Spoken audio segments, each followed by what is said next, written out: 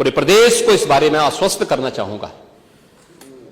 प्रदेश के अंदर किसी भी मुस्लिम पर्व और त्योहार के दौरान, किसी भी अन्य मत और मजहब से जुड़े हुए किसी भी पर्व और त्योहार के दौरान कहीं कोई समस्या नहीं खड़ी होती, तो फिर हिंदू पर्व और त्योहार के दौरान कोई समस्या खड़ी करेगा तो सरकार उसको सख्ती से निपटने का काम भी करेगी, उतनी ही सख्ती से निपटने का काम भी करेगी। दोसा माननीय न्यायालय के द्वारा दिए गए आदेश का पालन करना एक प्रशासन का दायित्व है। उसमें सरकार उसको डायरेक्शन दे न दे, उसका दायित्व बनता है कि उसको पालन करे, और संभल के अंदर प्रशासन ने वही पालन किया है। आज वहां पे सारी चीजें मिल रही हैं। आखिर आपकी बात को हम मानते हैं कि मंदिर को आपने छेड़ा नहीं, आपने बड़ी कृपा कर दी, लेकिन ये जो 22 कुएं और उन कुओं में जो मूर्तियां मिल रही हैं, ये कुएं किसने पाट दी है? ये नोटिस पे क्यों परेशानी हो रही है? आपके सांसद जिनसे आपकी प्रतिद्वंदिता है, मानता हूं, क्योंकि वहां पे आप में तो तुर्क और पठान का विवाद चल रहा है, मैंने नहीं कर दिया, ये विवाद चल रहा है। आप उनके सामने, माननीय सदस्य के सामने, आप उनके साथ अपनी जड़ें ढूंढ रहे होंगे, लेकिन ये सच्चाई है, ये सच्चाई है, क्योंकि ये तो है ही। सकीफुल रहमान बर्क कभी भी अपने को ये नहीं बोलते थे कि मैं भारत का नागरिक हूं, वो तो कहते थे मैं बाबर का संतान हूं, वो बोलते थे। आप भी मानते हो कि इस बात को? अब आपको तय करना है कि आक्रांताओं को अपना आदर्श मानते हैं या राम कृष्ण और बुद्ध की परंपरा को अपना आदर्श मानते हैं। भारत के अंदर राम कृष्ण और बुद्ध की ही परंपरा रहेगी, बाबर और औरंगजेब की परंपरा नहीं रहेगी। नेता विरोधी दल से पूछना चाहता हूं कि अगर हमारा कोई पर्व और त्योहार है या किसी का भी है, मुहर्रम का जुलूस हो या फिर कोई भी अन्य मुस्लिम समाज का कोई पर्व और त्योहार का कोई जुलूस, वो हिंदू मोहल्ले से सुरक्षित निकल जाता है, कोई दिक्कत नहीं होती, मंदिर के सामने से भी निकल जाता है, कोई समस्या नहीं होती। लेकिन इस समस्या केवल वहीं पे क्यों खड़ी होती है जब कोई हिंदू शोभा यात्रा किसी मस्जिद के सामने से, किसी मुस्लिम बाहुल्य क्षेत्र से निकलती है, तब क्यों तनाव पैदा हो जाता है? तभी क्यों झंडा लगाने में क्या समस्या आ रही है? क्या भारत की धरती पे केसरिया झंडा नहीं लग सकता? क्यों नहीं लग सकता? क्यों नहीं लग सकता? मैं यही पूछना चाहता हूं, आखिर ये दंगे क्यों किए जाते हैं? और बहराइच का मामला, महाराजगंज उस कस्बे का, जहां के बारे में आप कह रहे हैं कि लगातार मुस्लिम बस्ती थी, मोना जी ने भी इस बात को कहा कि बस्ती थी, प्रशासन नहीं था, 4 कंपनियां पुलिस थी वहां पे, और दंगा सड़क पे नहीं हो रहा था, गोली घर के अंदर से चल रही थी। जिस निर्दोष राम गोपाल मिश्रा की हत्या हुई, और घर के अंदर से गोली चला करके उसकी निर्मम हत्या की गई। हमें इस सच्चाई को स्वीकार करना चाहिए। ये दंगा सड़क पे आमने सामने नहीं था। अगर पुलिस घर के अंदर घुसती तो लोग फिर कुछ और आरोप लगाते। पुलिस ने बचाव करने का अपना प्रयास किया, 4 कंपनियां वहां पे थी, और आप कह रहे हैं कि माननीय मोना जी ने भी कहा कि भारतीय जनता पार्टी के विधायक ने आरोप लगाए। भारतीय जनता पार्टी के विधायक ने इस हल्दी की घटना को लेकर के नहीं, इस महाराजगंज कस्बे की घटना को लेकर के नहीं, ये उस समय बहराइच कस्बे में थे, और बहराइच कस्बे में इनकी गाड़ी पर हमला हुआ, जो वहां से 30-35 किलोमीटर दूर है। वहां पे एक पथराव हुआ था। मैंने भी इनको कहा था, मैंने कहा देखो तुम्हारे उस क्षेत्र में दंगा हुआ है, तुम वहां तत्काल जाओ, लोगों को कंट्रोल करो। लेकिन उसको कैसे तोड़ मरोड़ करके प्रस्तुत किया जा रहा है? इन्होंने जो तहरीर दी वो दूसरे मामले में दी है, उसका इस घटना से कोई लेना देना नहीं, लेकिन उसको किस तरीके से जोड़ करके देखा जा रहा है। संभल की घटना या कुंदरकी की जीत, जैसे ही आपके खटाखट की असलियत सामने आई, जनता ने कहा सपाचट। उपचुनाव में 9 में से 7 तो भारतीय जनता पार्टी और एनडीए गठबंधन जीता है। और यही नहीं, सीसामऊ और करहल, याद करिए 2022 में समाजवादी पार्टी ने करहल में 70,000 से लगभग 67,000 से जीती थी। इस बार वह मात्र 13-14,000 तक आ गई है। और भी चच्चू थोड़ा वहां पे कृपा कर लिए, नहीं तो वहां भी सपाचट तय था। अगली बार होगा, अगली बार होगा चच्चू, अरे आप चिंता मत करिए, देख लेना अगली बार। कुछ नहीं रहे, बहुत ज्यादा रहे। अगली बार सीसामऊ में भी बाल बाल बच गए, और इसलिए इस बौखलाहट में कि कुंदरकी में लोगों को अपनी जड़ें याद आने लग गई हैं। अब आपने देखा होगा उन लोगों के वक्तव्य को, डिजिटल मीडिया में थोड़ा अवलोकन करिए और देखिए वहां पे जब लोग चिल्ला चिल्ला के बोल रहे हैं कि इन विदेशियों से पिंड छुड़ाना है, क्या बोल रहे हैं लोग, सबको अपनी जड़ें याद आने लग गई हैं। और मुझे लगता है जिस दिन इकबाल महबूब जी को भी अपनी जड़ें याद आएंगी, वह भी फिर यही बात बोलेंगे जो इधर के मान्य सदस्य कह रहे हैं। पूछना चाहता हूं कि हिंदू मोहल्ले से और हिंदू मंदिर के सामने से मुस्लिम जुलूस निकल सकता है, तो मुस्लिम मोहल्ले और मस्जिद के सामने से कोई हिंदू शोभा यात्रा क्यों नहीं निकल सकती, क्यों नहीं निकल सकती? और यहीं पे विवाद शुरू होता है। यानी आप चाहते हैं कि आपके पर्व और त्योहार तो शांतिपूर्ण तरीके से मनाए जाएं। कौन नहीं कहता भी? आपके संबल में थे शिया सुन्नी का भी विवाद हुआ था 1976 में। पूरा विवाद तो शिया सुन्नी का था।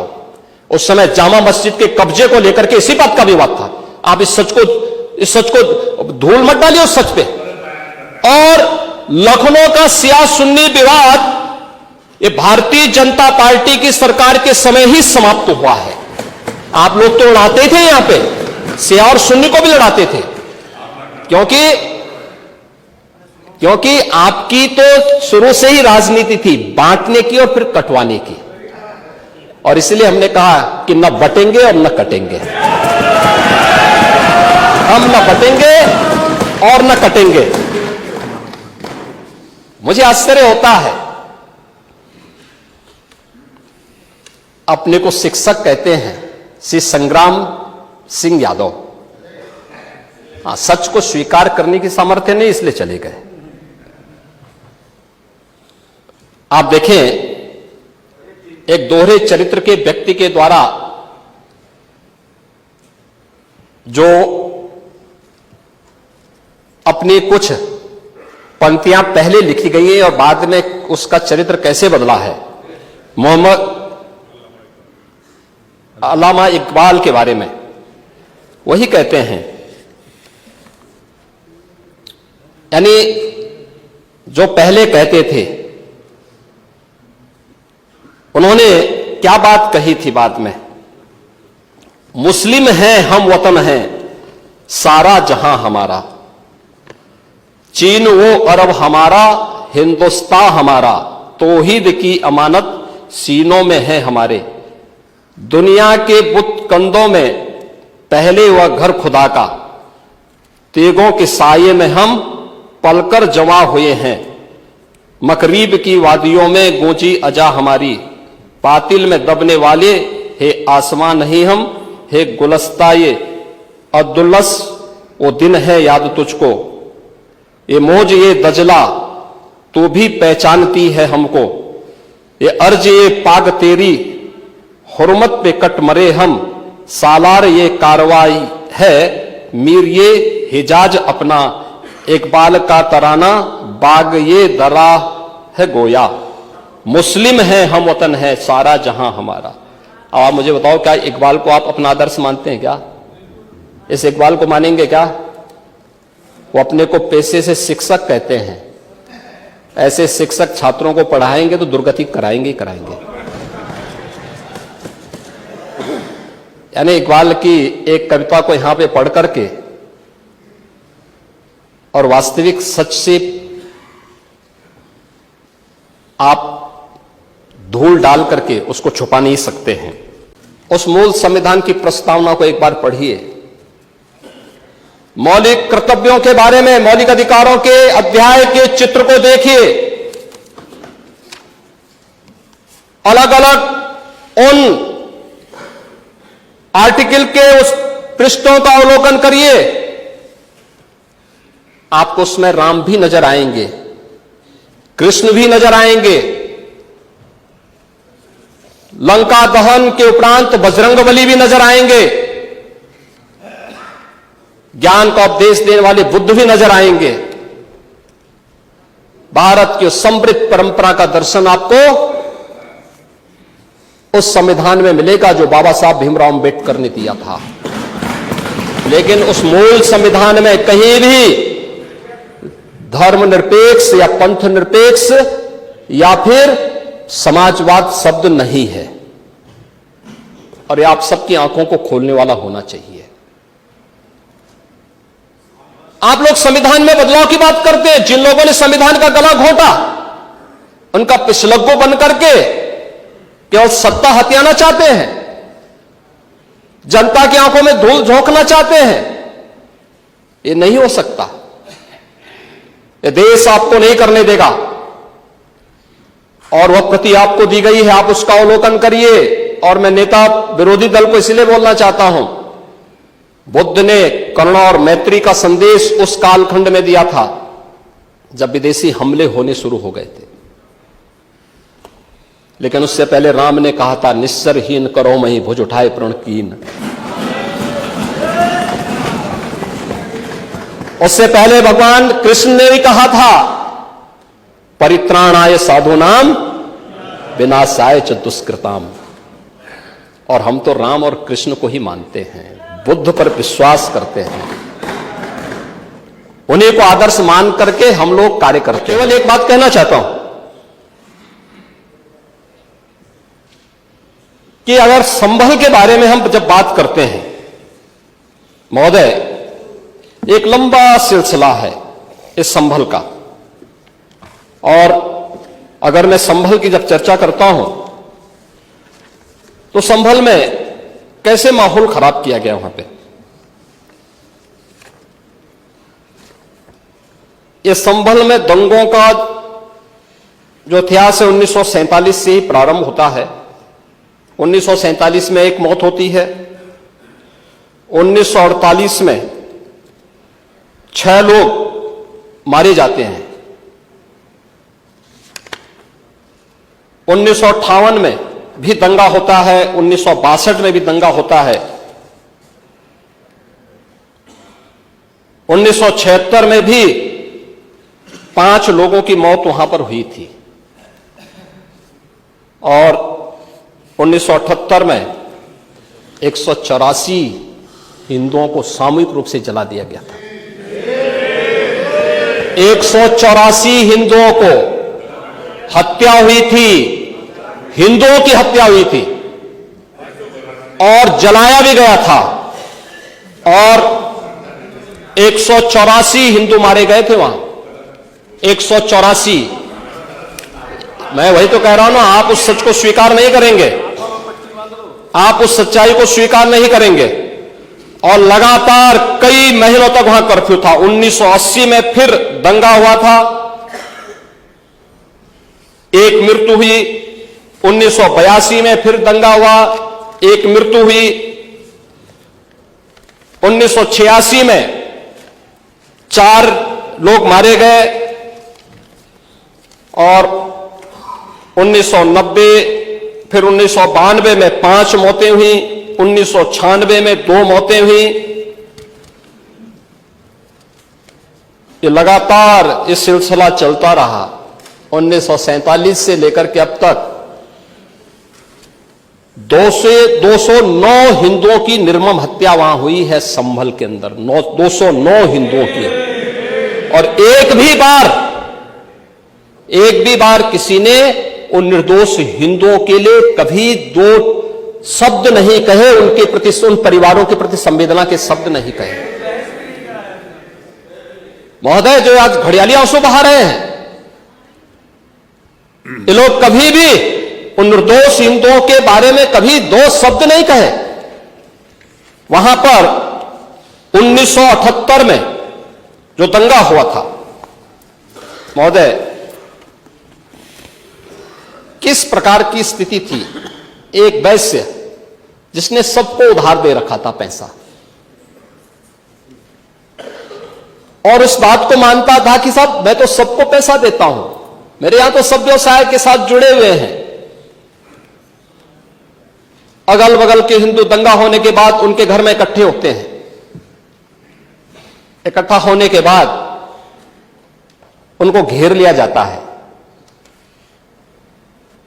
घेरने के बाद वो बोलते हैं, भाई आप हमें क्यों घेर रहे हैं? कहा जाता है, नहीं, क्योंकि तुम इन हाथों से पैसा मांगोगे, इसलिए उनके हाथ काटे जाते हैं, फिर उनके पैर काटे जाते हैं, और फिर उनका गला रेंत करके हत्या होती है। ये लोग सौहार्द की बात करते हैं। शर्म नहीं आती इन लोगों को सौहार्द के बारे में चर्चा करने की? 1978 से जो मंदिर आज निकल रहा है, 1978 से इन लोगों ने कभी खोलने नहीं दिया उस मंदिर को, जो आज बजरंगबली का मंदिर निकल रहा है, जो वहां पर आज 22 कुएं किसने बंद किए थे? इन 22 कुओं को भी वहां पे बंद किया गया। और वहां का माहौल इतना तनावपूर्ण किसने बनाया था? ये पत्थरबाज कौन थे? एक भी गिरफ्तारी बिना साक्ष्य के नहीं हो रही है। और याद रखना, जिसने पत्थरबाजी की होगी, जिसने माहौल खराब किया होगा, उसमें एक भी बचने वाला भी नहीं है, एक भी नहीं बचेगा। प्रदेश में जब सर्वत्र सुरक्षा का एक बेहतरीन माहौल है, और 2025 में जब उत्तर प्रदेश को एक गौरव प्राप्त होने जा रहा है कि दुनिया का सबसे बड़ा आध्यात्मिक और धार्मिक सामाजिक जो उत्सव हो, एक महापर्व है महाकुंभ प्रयागराज, जिसमें पूरी दुनिया का एक समागम होने वाला है, जब इसे आयोजित करने का अवसर प्राप्त हो रहा है, तब मैं विपक्ष के अपने साथियों से कहना चाहूंगा कि प्रदेश के माहौल को अपने वक्तव्यों से और अपने करतूतों से कृपया खराब न करें। प्रदेश आगे बढ़ना चाहता है, विकास के अपने लक्ष्यों को प्राप्त करना चाहता है, लेकिन मैं इस बात के लिए आश्वस्त करूंगा कि 25 करोड़ जनता को सुरक्षा देना, उनकी हर प्रकार से हिफाजत करना, ये प्रदेश सरकार की जिम्मेदारी है।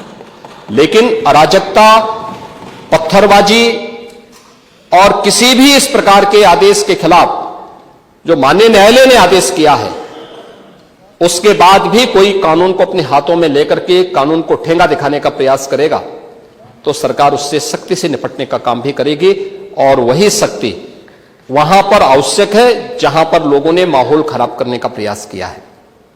एक भी निर्दोष नहीं जाएगा। जितने भी विजुअल्स होंगे, उसके वीडियो फुटेज हैं, गोली चलाते हुए, कट्टा लहराते हुए, तलाशी के दौरान पत्थरबाजी करते हुए, घरों के छतों के ऊपर जो पत्थर रखे गए हैं, ये सारी विजुअल्स हमारे पास हैं और उसके अनुरूप ही कार्रवाई होगी।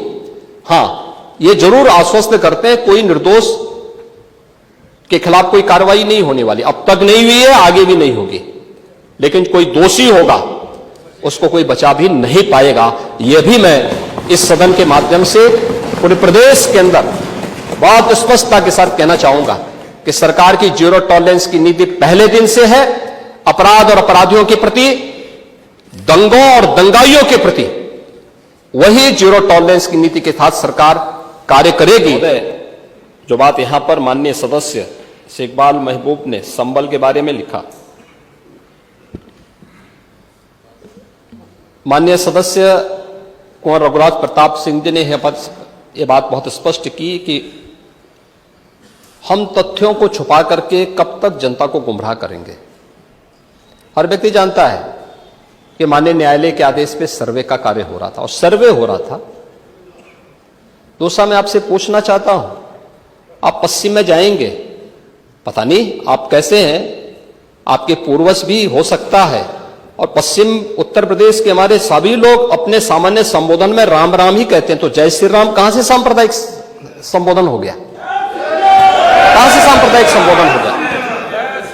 हमारे यहां हम जगते हैं, राम ही राम बोलते हैं, मिलते हैं, राम राम का संबोधन होता है,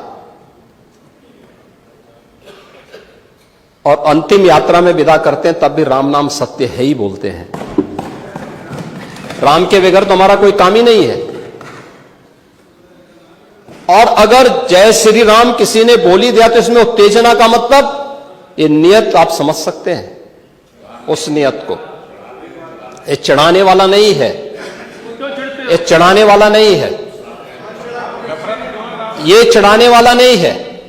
एक दूसरा, आपने कुंदरकी की जीत को वोट की लूट बताया। आप एक सदस्य का अपमान कर रहे हैं। आपके सदस्य की तो जमानत जब्त हो गई वहां पे। और क्या ये सच नहीं है? इस समय तो आज डिजिटल मीडिया का है। वहां का पठान, वहां का शेख सब कह रहे साहब हमारे पूर्वज तो हिंदू थे और आप भी, आपके पूर्वज भी हिंदू थे। क्या ये सच नहीं है? और क्या ये सच नहीं है कि देशी और विदेशी मुसलमानों की आपसी भिड़ंत है जो वर्षों की लड़ाई को लेकर के वहां चल रहा है? आप लोग सच पे पर्दा डालने का प्रयास कर रहे हैं, लेकिन एक चीज जरा नोट करना कि सूर्य को, चांद को और सत्य को बहुत देर तक छुपा कोई नहीं सकता है, और सत्य जरूर सामने आएगा। और उसी सत्य के बारे में कहा जा रहा है। नेता प्रतिपक्ष कह रहे थे कि वहां की स्थिति ऐसी है कि अगर मंदिर आ भी जाए, क्या मंदिर बन जाएगा? मैं कहता हूं, ये तो बाबरनामा भी कहता है कि हर मंदिर को तोड़ करके एक ढांचा खड़ा किया गया। आप तो एक श्रेष्ठ ब्राह्मण कुल में आपने जन्म लिया है। आप तो भारत के पुराणों की परंपरा पर विश्वास करते हैं। हमारा पुराण भी इस बात को कहता है कि भगवान विष्णु, श्री हरि विष्णु का 10वां अवतार संबल में ही होगा, उसी संबल में होगा।